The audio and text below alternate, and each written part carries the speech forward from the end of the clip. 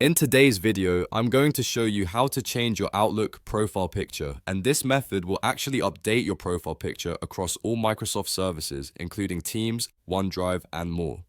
This is a quick and simple process that takes less than a minute, and it ensures your professional image stays consistent across the entire Microsoft ecosystem. If this video helps, make sure to hit that like and subscribe button. Alright, let's get started. First, open your web browser and navigate to account.microsoft.com.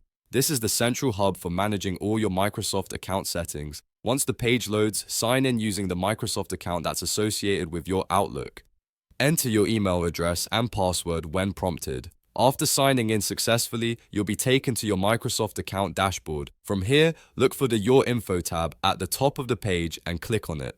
This section contains all your personal profile information. On the Your Info page, you'll see your current profile picture or the default avatar if you haven't set one yet. Below that, locate and click on the Add Photo option. This will open a file browser window. Browse through your device to find the image you want to use as your new profile picture.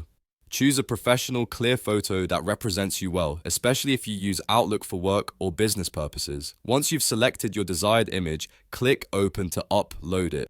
The image will be processed and you'll see a preview of how it will appear. If you're happy with how it looks, click the Save button to confirm your changes. That's it. Your profile picture has now been updated across all Microsoft services, including Outlook, Teams, OneDrive, Skype, and any other Microsoft application connected to your account. The change may take a few minutes to sync across all platforms, but it will update automatically. And that's how you change your Outlook profile picture in just a few simple steps. If this video helped you out, make sure to hit that like and subscribe button for more quick tutorials like this one. Thanks for watching.